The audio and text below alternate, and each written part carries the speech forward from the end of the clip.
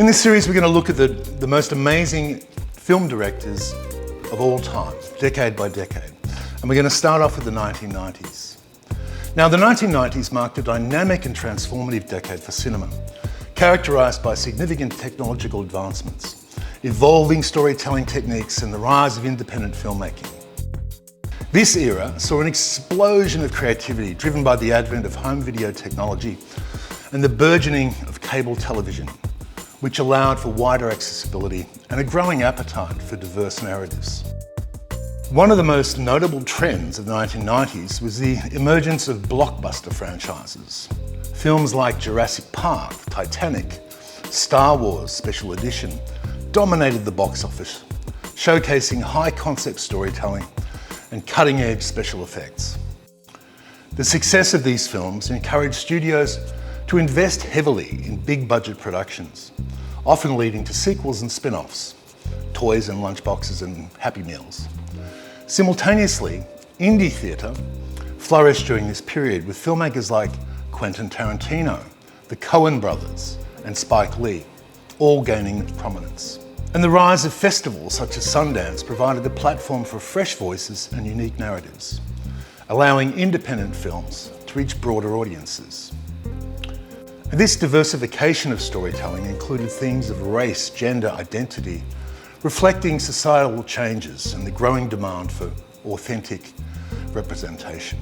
So as we explore the top film directors of the 1990s, we'll highlight their significant contributions to cinema and how their unique storytelling approaches helped shape this influential decade. Starting off at number 5, we have David Fincher. My philosophy is you spend $250,000 on a set. You're going to put it on a soundstage, it costs you $5,000 a day. You're going to put $8,000 worth of lights you're going to bring a $150,000 crew in. You're going to bring actors in from all over the world. You're going to put them up in hotels. They're going to come there, and the idea is to get them out as soon as possible. Who wants to live like that? If I fly you in from Iceland and you're supposed to do one day, I want to make sure that we get it. Now, David Fincher, I'm sure we all know, is an American filmmaker known for his meticulous craftsmanship and dark psychological narratives. He gained recognition in the 1990s for his ability to blend genre filmmaking with complex emotional themes. Fincher's breakout film, as you all know, was Seven in 1995, a thriller about a detective duo, Brad Pitt and Morgan Freeman, hunting a serial killer, and it was a scary critical and commercial success.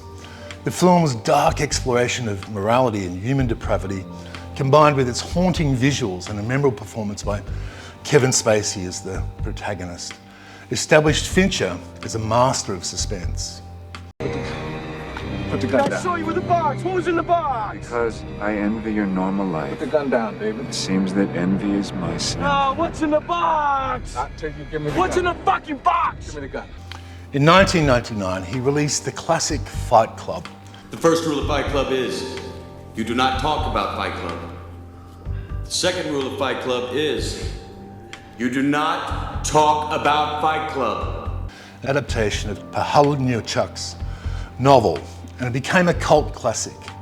The film's exploration of masculinity, consumerism, and identity resonated with audiences worldwide.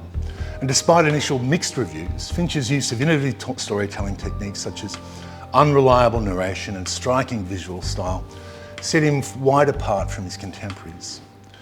Fincher's commitment to exploring dark themes and his exceptional technical skills position him as one of the hottest directors of the 1990s, laying the groundwork for his continued success in subsequent decades.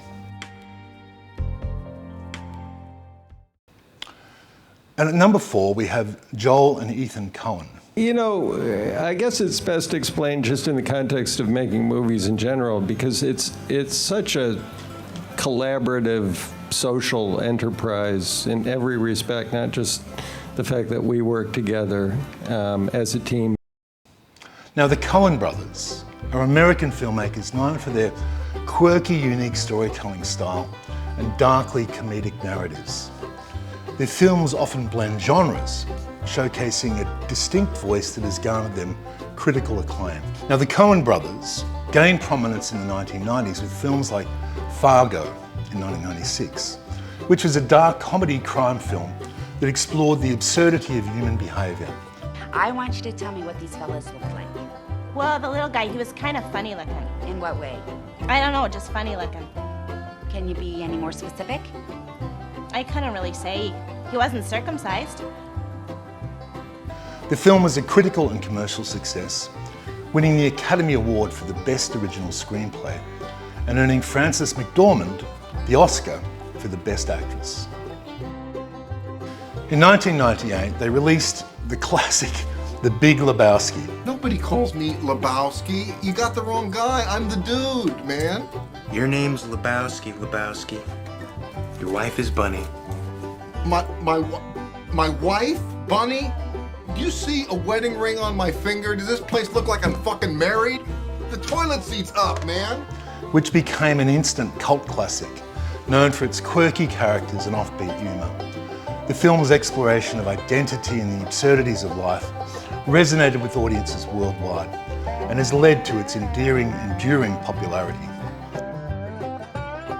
Their ability to create richly layered narratives with sharp dialogue and memorable characters has made the Coen brothers one of the most respected and influential duos in cinema. Their unique blend of humour and pathos positions them as two of the hottest directors of the 1990s and beyond. At number 3, we have Steven Spielberg. Yeah, every movie I make, at every movie I start, I don't think I can pull it off. When you go onto a set in the morning for a movie, you nervous? Yeah, every morning. Yeah. It's the same feeling I get going to work every morning as the feeling I got going to school every day. Being a bit of an outsider and not being normal and not quite getting good grades and not being able to compete, and my tummy is spilkus, my mom would call it. You know, I'd have before school every day, and I feel that when I make movies too. Spielberg is an American filmmaker and probably one of the most influential directors in the history of cinema. His work spans several genres, and he's known for his ability to create blockbuster films that resonate with audiences of all ages. His attributes are many, but in the 1990s, Spielberg directed several iconic films, franchises. There was Jurassic Park in 1993, Schindler's List in 1993 also. Jurassic Park was a groundbreaking science fiction adventure story showcasing cutting-edge visual effects and became a cultural phenomenon, setting the standard for blockbuster filmmaking worldwide.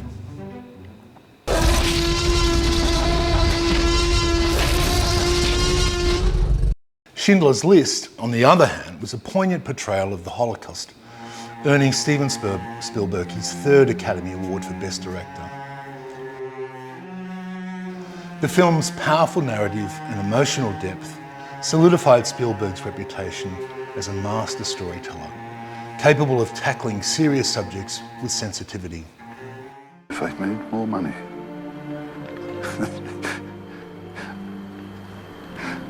I threw away so much money. You have no idea. If I just... There will be generations because of what you did. I didn't do enough. And throughout the decade, Steven Spielberg's films have often explored themes of wonder, adventure, and the human experience, making him a much beloved figure in cinema. And his ability to blend commercial success with artistic integrity has him uniquely positioned as one of the hottest directors of all time, let alone the 1990s. And then we have another duo at number 2, the Wachowski brothers. So I thought it was interesting with one of your questions about the fear of digital performance manipulation. It's like actors' performances have been manipulated from the very beginning, right? This is one of the criticisms that theater performers basically attacked cinema as an early art form. You know, it wasn't a real performance because it was just created in the editing. Now, the Wachowskis, Lana and Lily, are American filmmakers known for their groundbreaking work in science fiction and fantasy. They gained international acclaim with their film, or franchise, The Matrix, which started in 1999, which pretty much redefined the action genre and produced incredible visual effects. The Matrix franchise was a revolutionary film that combined philosophical themes and cutting-edge technology. And it's influenced countless filmmakers, spawning a franchise that includes many sequels, animated shorts, even comics. The film's iconic bullet-dodging scene and green-tinted style became cultural touchstones. The Matrix is everywhere. It is all around us. Even now, in this very room. You can see it when you look out your window or when you turn on your television. You can feel it when you go to work, when you go to church. Following the success of The Matrix, the Wachowskis explored various genres, including Cloud Atlas in 2012 and Jupiter Ascending in 2015. Their work often delves into the themes of identity, freedom, and the nature of reality, showcasing their commitment to complex narratives. The Wachowskis' ability to blend innovative storytelling with thought-provoking themes solidifies their status of one of the hottest directing duos of the 1990s and beyond. And coming in at #1 in the 1990s is George Lucas. So when I went to say I'm going to do a Star Wars film, I realized that it would be much better for me to actually capture the material in a digital medium, and because it all had to be put into a digital medium in order to work with it in these computers that we developed at ILM. So I knew the whole film was going to be in a computer at some point, and I knew that if I captured it that way and put it in that way, it would be much less cumbersome, because it's very hard to transfer from one medium to another medium. And that's... George Lucas, sometimes partner of Steven Spielberg, is an American filmmaker and entrepreneur, primarily known for creating the Star Wars and Indiana Jones franchises. His innovative vision and contributions to the film industry have left an indelible mark on cinema. Lucas's work in the 1990s, including the highly anticipated re-release of the original Star Wars trilogy, which introduced a new generation to the epic saga. These special editions incorporated advanced visual effects and sound technology, showcasing a better representation of Lucas's commitment to innovation. In 1999, Lucas released Star Wars Episode I, The Phantom Menace, the first installment of the promised prequel trilogy. And while the film received mixed reviews, it was a commercial success and further expanded the Star Wars universe. Lucas's impact on the film industry extends beyond his work as a director. He's the founder of Lucasfilm, and his involvement in the development of groundbreaking technologies such as CGI and sound design have pretty much revolutionized cinema. And with his visionary approach to and lasting influence, George Lucas remains one of the greatest directors of the 1990s and pretty much of all time. Live the magic. Experience the power. And feel the force. Like never before. I am a Jedi, like my father before me. So be it, Jedi. On March 7th, the last chapter of the Star Wars Trilogy Special Edition. So the 1990s were a remarkable decade for film, and it was driven by incredibly innovative directors who redefined storytelling and pushed the boundaries of cinema. Our top 5: David Fincher, the Coen brothers, Steven Spielberg, the Wachowskis, and George Lucas. Each brought perspectives and unique contributions to the industry. Their work reflects current trends while challenging established norms, inspiring future legions of filmmakers and audience alike. And as we reflect on this dynamic decade, the influence of these directors will undoubtedly shape the evolution of cinema for many decades to come.